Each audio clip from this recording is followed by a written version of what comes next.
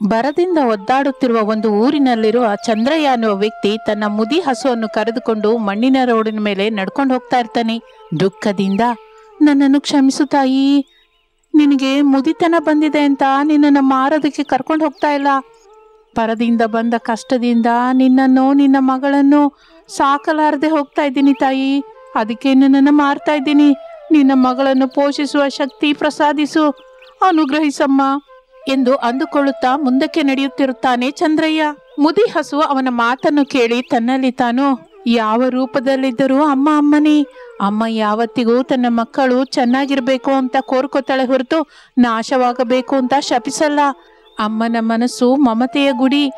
ಆ ಗುಡಿ ಯಾವತ್ತಿಗೂ ಪ್ರೇಮದಿಂದ, ಅನುರಾಗದಿಂದ, ಮಮಕಾರದಿಂದ ಬೆಳಗುತ್ತಾ ಇರುತ್ತದೆ, ಬೆಳಕನ್ನು ಹಂಚುತ್ತಾ ಇರುತ್ತದೆ. ನಿನ್ನ ದುಃಖವನ್ನು ಅರ್ಥ ಮಾಡ್ಕೊಂಡೆ ಚಂದ್ರಯ್ಯ. ನೀನು ಬೇಕು ಅಂತ ನನ್ನನ್ನು ಮಾರ್ತಾ ಇಲ್ಲ ಅಂತ ನನಗೆ ಗೊತ್ತು.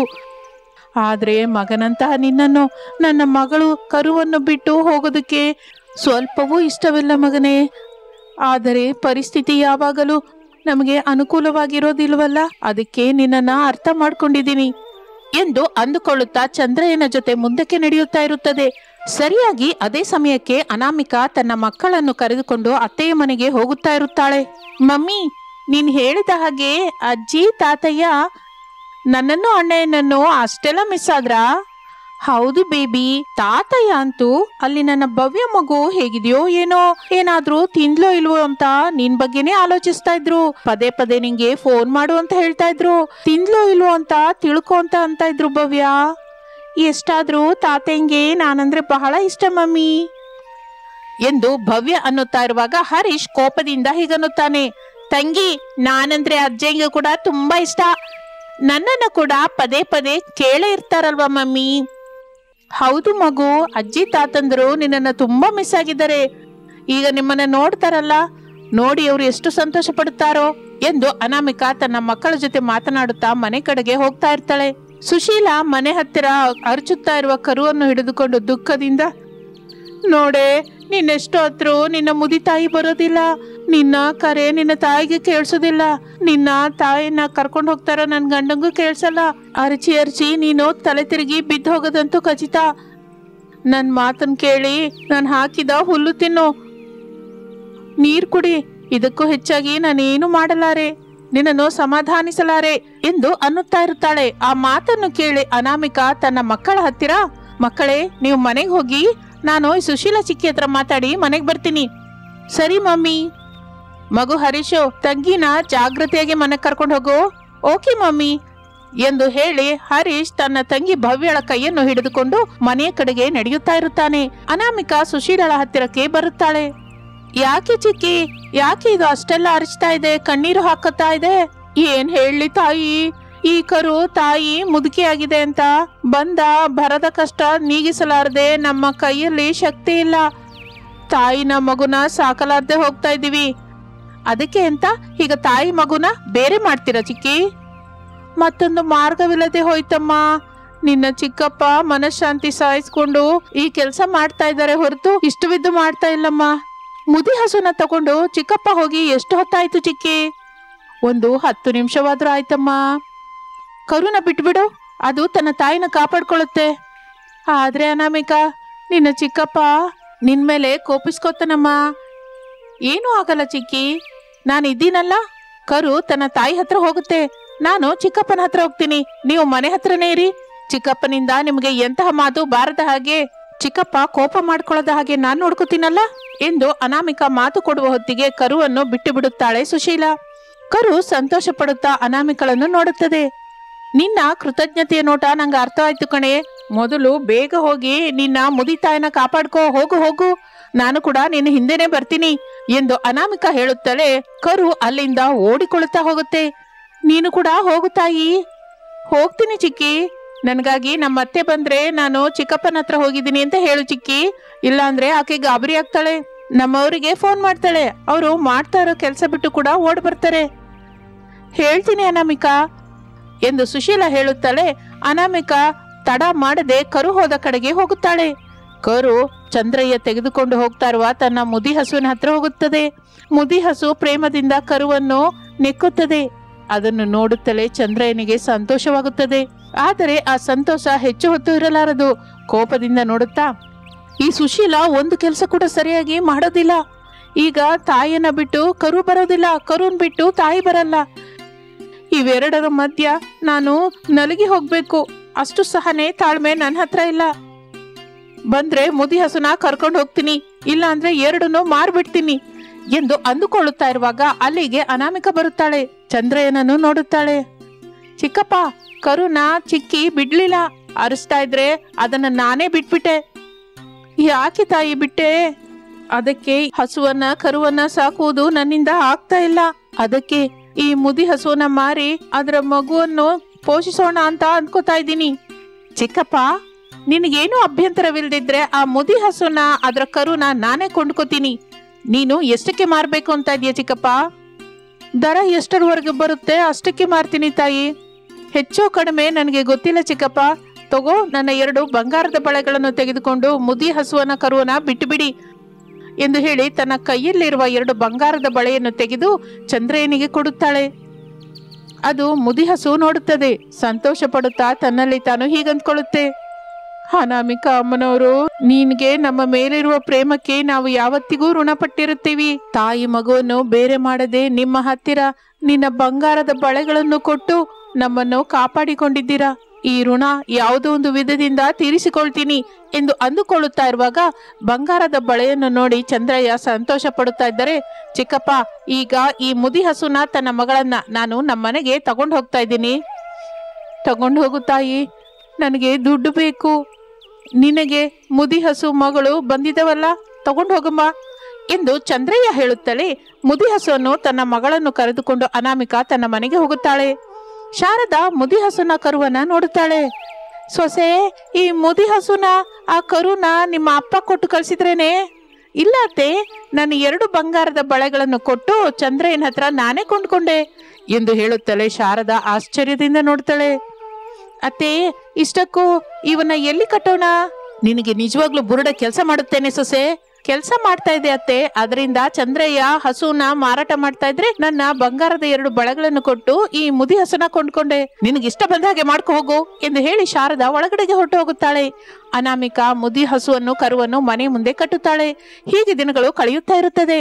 ಅನಾಮಿಕ ಇದ್ದುದರಲ್ಲೇ ಮುದಿ ಹಸುವಿಗಾಗಿ ಕರುವಿಗಾಗಿ ಹಸಿರು ಹುಲ್ಲನ್ನು ಕೊಯ್ದುಕೊಂಡು ತಂದು ಕೊಡುತ್ತಾ ಇದ್ದಳು. ಅದೇನು ಅತ್ತೆ ಶಾರದಳಿಗೆ ಹಿಡಿಸುತ್ತಾ ಇರಲಿಲ್ಲ. ಒಂದು ದಿನ, ನೋಡು ಬೇಡ ಸೊಸೆ, ನಿನ್ನ ಹತ್ತಿರವಿರುವ ಬಂಗಾರದ ಆಭರಣನೆಲ್ಲ ಈ ಹಸುವನ್ನ ಸಾಕೋದಕ್ಕಾಗಿ ಖರ್ಚು ಮಾಡಿದೆ. ಇನ್ನು ಮೇಲಿಂದ ಖರ್ಚು ಮಾಡೋದಕ್ಕೆ ನಿನಗೆ ಎಂತಹ ಬಂಗಾರನೂ ಇಲ್ಲ. ಇನ್ನು ನೀನು ಏನ್ ಮಾಡ್ತೀಯಾ ಎಂದು ಶಾರದಾ ಹೇಳಿ ಅಲ್ಲಿಂದ ಹೊರಟು ಹೋಗುತ್ತಾಳೆ. ಅನಾಮಿಕ ಆಲೋಚನೆ ಮಾಡ್ತಾ ಇರ್ತಾಳೆ. ಶಾರದಾಳ ಮಾತನ್ನು ಕೇಳಿದ ಮುದಿ ಹಸು ದುಃಖದಿಂದ, ನನ್ನಿಂದ ಈಗಾಗಲೇ ಅನಾಮಿಕ ಅಮ್ಮನವರು ಬಹಳ ಬಂಗಾರನ ಕಳ್ಕೊಂಡಿದ್ದಾರೆ. ಇನ್ನು ನಾನು ನನ್ನ ಮಗಳು ಇಲ್ಲಿದ್ದು ಅನಾಮಿಕ ಅಮ್ಮನವರನ್ನ ಆಸ್ತಿ ಇಲ್ಲದ ಅನಾಥಳಾಗಿ ಮಾಡಲಾರೆವು ಎಂದು ಅಂದುಕೊಂಡು ಆ ದಿನ ರಾತ್ರಿ ಮುದಿ ಹಸು ಕರು 2 ಸೇರಿ ಕಾಡಿನಲ್ಲಿ ಒಂದು ಗುಹೆಯ ಹತ್ತಿರ ಹೋಗುತ್ತಾರೆ. ಅಲ್ಲಿ 2 ಕಳ್ಳರು ಅವರು ಕಳ್ಳತನ ಮಾಡಿದ ಬಂಗಾರವನ್ನು ಬಚ್ಚಿಟ್ಟು ಅಲ್ಲಿಂದ ಹೊರಟು ಹೋಗುತ್ತಾರೆ. ಅನಾಮಿಕಳ ಋಣ ತೀರಿಸಿಕೊಳ್ಳುವ ಅವಕಾಶ ಈಗ ದೊರಕಿದೆ ಎಂದು ಮುದಿ ಹಸು ಅಂದುಕೊಂಡು ಕರುವನ್ನು ಕರೆದುಕೊಂಡು ಮನೆಗೆ ಬರುತ್ತದೆ. ಮಾರನೇ ದಿನ ಮುದಿ ಹಸು ಅನಾಮಿಕಳ ಸೀರೆಯನ್ನು ಹಿಡಿದುಕೊಂಡು ಮುಂದಕ್ಕೆ ನಡೆಯುತ್ತಾ ಇರುತ್ತದೆ. ಎಲ್ಲಿಗೆ ಕರ್ಕೊಂಡು ಹೋಗ್ತಾ ಇದೆಯಾ ಗೋಮಾತೆ ಎಂದು ಕೇಳುತ್ತಾ ಇರುತ್ತಾಳೆ ಅನಾಮಿಕ. ಆದರೆ ಮುದಿ ಹಸು ಏನು ಮಾತನಾಡದೆ ಗುಹೆಯೊಳಗೆ ಕರೆದುಕೊಂಡು ಹೋಗುತ್ತೆ. ಅಲ್ಲಿ ಬಂಗಾರವಿರುವ ಪೆಟ್ಟಿಗೆ ಕಾಣಿಸುತ್ತದೆ. ಸೊಸೆ ಅನಾಮಿಕ ಆ ಬಂಗಾರವನ್ನು ನೋಡಿ ಸಂತೋಷ ಪಡುತ್ತಾಳೆ. ಆ ಬಂಗಾರದ ಪೆಟ್ಟಿಗೆಯನ್ನು ತೆಗೆದುಕೊಂಡು ಅನಾಮಿಕ ಅಲ್ಲಿಂದ ತಿರುಗಿ ಮನೆಗೆ ಬರುತ್ತಾಳೆ. ಇನ್ನು ಆ ದಿನ ಸ್ವಲ್ಪ ಬಂಗಾರವನ್ನು ಮಾರಿ ಅಡವಿಟ್ಟ ತನ್ನ ಬಂಗಾರವನ್ನು ತಂದುಕೊಳ್ಳುತ್ತಾಳೆ. ಇನ್ನು ಆಗಿನಿಂದ ಅನಾಮಿಕ ಮುದಿ ಹಸುವಿಗೆ ಬೇಕಾದ ಹುಲ್ಲಿಗಾಗಿ ಆ ಪೆಟ್ಟಿಗೆಯೊಳಗಿರುವ ಬಂಗಾರವನ್ನು ಮಾರುತ್ತಾ ಮುದಿ ಹಸುವನ್ನು ಕರುವನ್ನು ತನ್ನ ಸ್ವಂತ ಮಕ್ಕಳ ಹಾಗೆ ಪ್ರೇಮಿಸುತ್ತಾ ಸಾಕುತ್ತಾ ಇರುತ್ತಾಳೆ. ಆ ಮುದಿ ಹಸು ಕರು ಕೂಡ ಅನಾಮಿಕಳ ಮೇಲೆ ಎಲ್ಲಿಲ್ಲದ ವಾತ್ಸಲ್ಯವನ್ನು ತೋರಿಸುತ್ತಾ ಇರುತ್ತೆ. ಈ ವಿಧದಿಂದ ಅನಗತ್ಯವಾಗಿ ತಾಯಿಯನ್ನು ಮಗುವನ್ನು ಬೇರೆ ಮಾಡುವುದು ಇಷ್ಟವಿಲ್ಲದೆ ಹಸುವನ್ನು ಕರುವನ್ನು ಒಂದೇ ಕಡೆ ಇರಿಸಬೇಕು ಎಂದು ಪ್ರೇಮದಿಂದ ಅನಾಮಿಕಾ ತನ್ನ 2 ಬಂಗಾರದ ಬಳೆಗಳನ್ನು ಕೊಟ್ಟು ತಂದುಕೊಳ್ಳುತ್ತಾಳೆ. ಆ ಹಸುವಿನ ಕರುವೆ ಎಷ್ಟೋ ಪ್ರೇಮವನ್ನು ಅವಳ ಮೇಲೆ ತೋರಿಸುತ್ತಾ ಅದೃಷ್ಟ ಕೂಡಿ ಬಂದು ಬಂಗಾರದ ಪೆಟ್ಟಿಗೆ ದೊರಕಿದ್ದರಿಂದ ಅನಾಮಿಕಳ ಜೀವನ ಪೂರ್ತಿಯಾಗಿ ಬದಲಾಯಿತು. ಅತ್ತೆಯವರ ಮನೆಯಲ್ಲಿ ಸಂತೋಷವಾಗಿ ಜೀವಿಸುತ್ತಾ ಇರ್ತಾಳೆ. ಇದು ಇಂದಿನ ಸ್ಟೋರಿ. ಮತ್ತೊಂದು ಆಸಕ್ತಿಕರವಾದ ಕಥೆ ಜೊತೆ ಮತ್ತೆ ಸೇರೋಣ. ಅಲ್ಲಿವರೆಗೂ ವಿರಾಮ. ನಮಸ್ತೆ.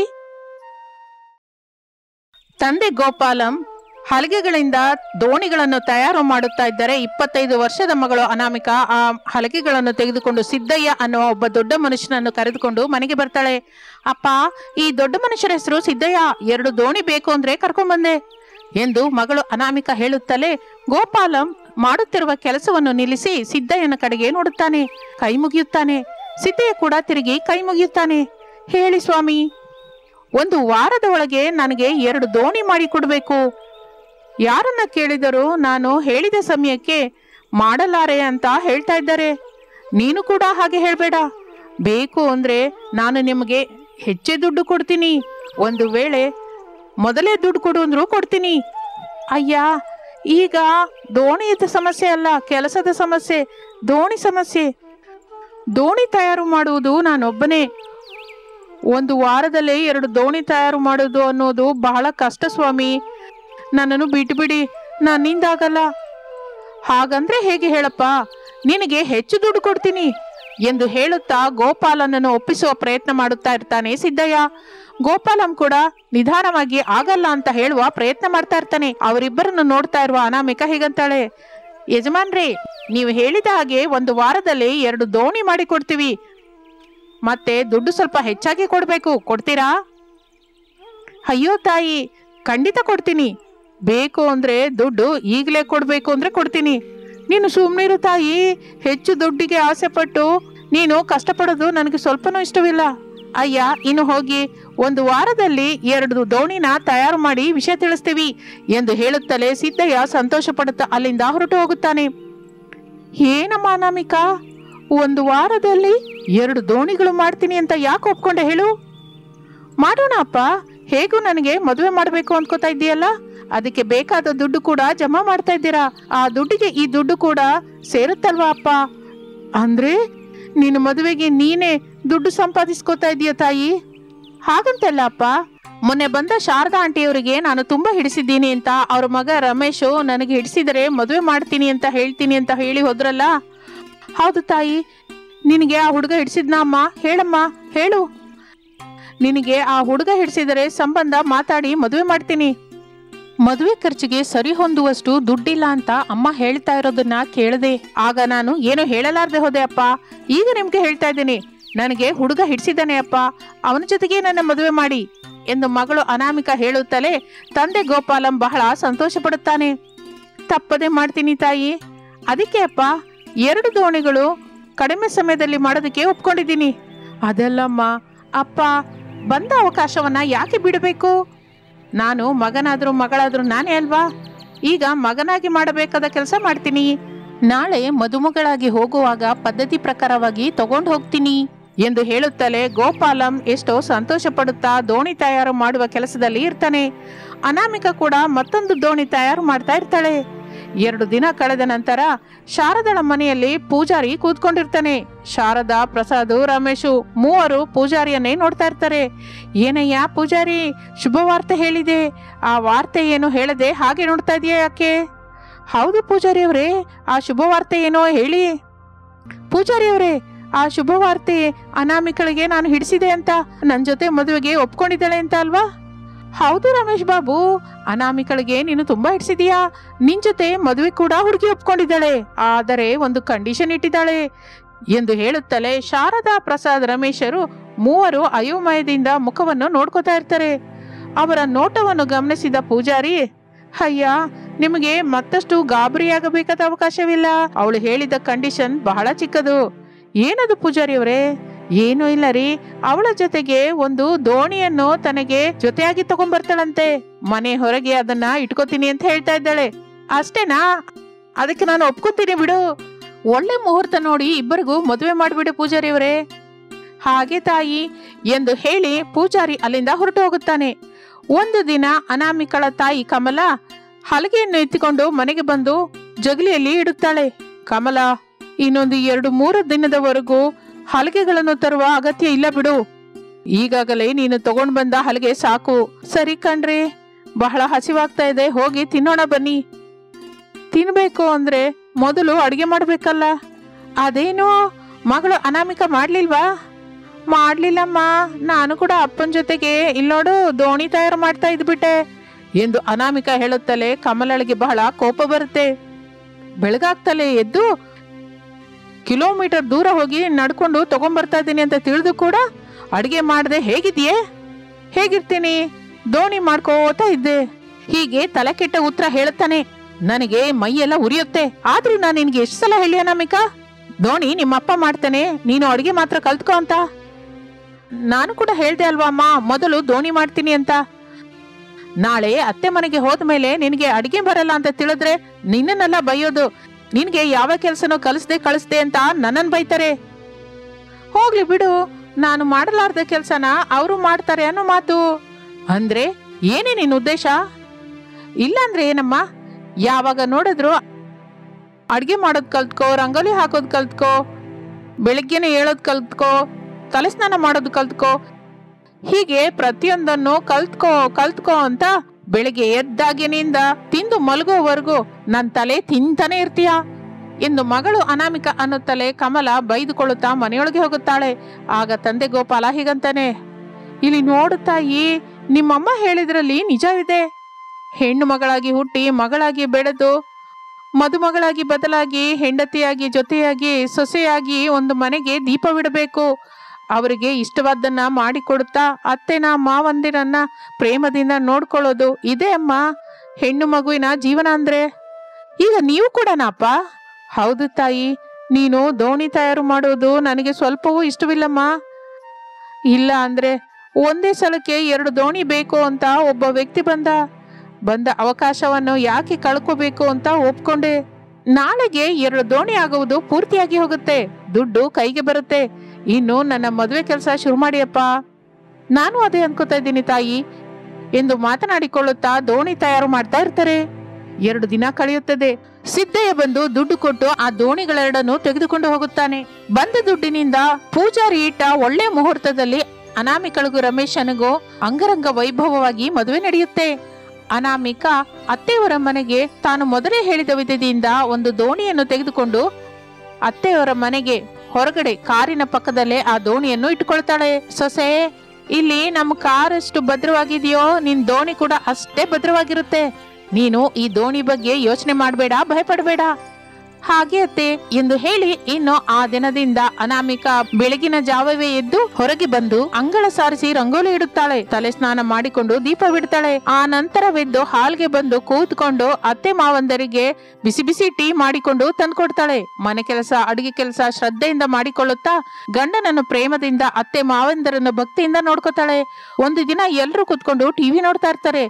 ಜನರೆಲ್ಲರಿಗೂ ಎಚ್ಚರಿಕೆ, ಹೊಸದಾಗಿ ಬಂದ ತೂಫಾನಿನಿಂದ ಭಾರಿಯಿಂದ ಅತಿ ಭಾರಿ ಮಳೆ ಬೀಳುವ ಅವಕಾಶವಿದೆ. ಜನರೆಲ್ಲರೂ ಜಾಗೃತೆಯಿಂದಿರಬೇಕು, ಮನೆಯೊಳಗೆ ಇರಬೇಕು, ಅಪ್ರಮತ್ತವಾಗಿರಬೇಕು ಎಂದು ಹೇಳುತ್ತಾ ಇರುವಾಗಲೇ ಮಿಂಚು ಗುಡುಗುಗಳಿಂದ ಕೂಡಿದ ಮಳೆ ಬೀಳಲಿಕ್ಕೆ ಶುರುವಾಗುತ್ತೆ. ಕರೆಂಟ್ ಕೂಡ ಹೋಗುತ್ತೆ. ಇನ್ವರ್ಟರ್ ಲೈಟ್ ಬೆಳಕಿನಲ್ಲಿ ಎಲ್ಲರೂ ಕೂತ್ಕೊಂಡು ಮಾತನಾಡಿಕೊಳ್ಳುತ್ತಾ ಊಟ ಮಾಡ್ತಾ ಇರ್ತಾರೆ. ಹಾಗೆ ಆ ದಿನ ರಾತ್ರಿ ಕಳೆದು ಹೋಗುತ್ತೆ. ಮಾರನೇ ದಿನ ಎದ್ದು ನೋಡುವ ಹೊತ್ತಿಗೆ ಮಳೆ ಬೀಳ್ತಾ ಇರುತ್ತೆ. ಮನೆಯೆಲ್ಲ ಕೊಚ್ಕೊಂಡು ಹೋಗ್ತಾ ಇರುತ್ತೆ. ಅವರ ಮನೆಯೊಳಗೆ ಕೂಡ ನೀರು ಬರುತ್ತೆ. ಗಾಬರಿಯಾಗುತ್ತ ಶಾರದಾ ಹೀಗಂತಾಳೆ, ಮಗು ರಮೇಶು, ಏನೋ ಒಂದು ಮಾಡಿ, ಪ್ರವಾಹ ಹೆಚ್ಚಾಗಿ ಬರ್ತಾ ಇದೆ, ನಾವು ಕೂಡ ಈಗ ಮುಳುಗಿ ಹೋಗುವಾಗಿದ್ದೀವಿ ಎಂದು ಶಾರದಾ ಅನ್ನುತ್ತಾ ಇರುವಾಗಲೇ ಸೊಸೆ ಅನಾಮಿಕಾ ಒಂದು ಒಳ್ಳೆ ಆಲೋಚನೆ ಮಾಡ್ತಾಳೆ. ಕಾರು ದೋಣಿ 2 ತನಗೆ ಎದುರಿಗೆ ಕಾಣಿಸುತ್ತೆ. ತಡ ಮಾಡದೆ ಮಿಂಚಿನಂತಹ ಆಲೋಚನೆ ಬರುತ್ತದೆ ಅನಾಮಿಕಳಿಗೆ. ಏನು ನನಗೆ ಒಂದು ಆಲೋಚನೆ ಬಂದಿದೆ. ಏನ್ ಅನಾಮಿಕಾ? ಈಗ ನಾವು ದೋಣಿ ಕಾರನ್ನ ತಯಾರು ಮಾಡ್ಕೋಬೇಕು. ಈಗಲೇ ನಾವು ಈ ಪ್ರವಾಹದಿಂದ, ಈ ತುಫಾನಿನಿಂದ ಜೀವಂತವಾಗಿ ಹೊರಬೀಳಬಲ್ಲೆವು. ಬೇರೆಯವರಿಗೂ ಕೂಡ ಕೈಲಾದಷ್ಟು ಸಹಾಯ ಮಾಡಬಲ್ಲೆವು. ಹೌದು ಮಗನೇ, ಸೊಸೆಗೆ ಬಂದ ಆಲೋಚನೆ ಚೆನ್ನಾಗಿದೆ. ಮತ್ತೆ ಇನ್ನು ತಡ ಏನಕ್ಕೆ ಅನಾಮಿಕಾ? ಆ ದೋಣಿ ಕಾರೇನೋ ತಯಾರು ಮಾಡು. ಎಂದು ಹೇಳುತ್ತಲೇ ಅನಾಮಿಕಾ ಮನೆಯೊಳಗಿಂದ ಜಾಗ್ರತೆಯಿಂದ ಹೊರಗೆ ಬರುತ್ತಾಳೆ. ಮನೆಯೊಳಗಿರುವ ರಮೇಶ್, ಪ್ರಸಾದ್, ಶಾರದಾ ಮೂವರು ಗಾಬರಿಯಾಗುತ್ತಾ ಇರ್ತಾರೆ. ಅತಿ ಕಷ್ಟದಿಂದ ಅನಾಮಿಕಾ ದೋಣಿ ಕಾರನ್ನು ತಯಾರು ಮಾಡ್ತಾಳೆ. ಅತ್ತೆ, ಮಾವಯ್ಯ, ಏನು ಅಂದ್ರೆ ಒಂದು ಸಲ ಹೊರಗೆ ಬನ್ನಿ ಎಂದು ಕರೆಯುತ್ತಲೇ ಶಾರದಾ, ಪ್ರಸಾದ್, ರಮೇಶ್ ಮೂವರು ಹೊರಗೆ ಬಂದು ನೋಡುತ್ತಾರೆ. ಎದುರಿನಲ್ಲಿ ದೋಣಿ ಕಾರು ಕಾಣಿಸುತ್ತೆ. ಬಹಳ ಆಶ್ಚರ್ಯದಿಂದ ನೋಡಿ ಆ ದೋಣಿ ಕಾರನ್ನು ಹತ್ತುತ್ತಾರೆ. ಅನಾಮಿಕಾ ಜಾಗ್ರತೆಯಿಂದ ಅದನ್ನ ಡ್ರೈವಿಂಗ್ ಮಾಡ್ತಾ ಇರ್ತಾಳೆ. ಅಷ್ಟೇ ಅಲ್ಲ, ಆ ಪ್ರವಾಹದಲ್ಲಿ ಕೊಚ್ಚಿಕೊಂಡು ಹೋಗುತ್ತಾ ಆಪತ್ತಿನಲ್ಲಿ ಇರುವವರನ್ನು ಕಾಪಾಡುತ್ತಾ ಇರುತ್ತಾಳೆ. ಹಾಗೆ ದೋಣಿ ಕಾರಿನಿಂದ ಸೊಸೆ ಮಾಡುತ್ತಿರುವ ಒಳ್ಳೆ ಕೆಲಸವನ್ನು ಊರಿನಲ್ಲಿ ಎಲ್ಲರೂ ನೋಡಿ ಮೆಚ್ಚಿಕೊಳ್ಳುತ್ತಾರೆ.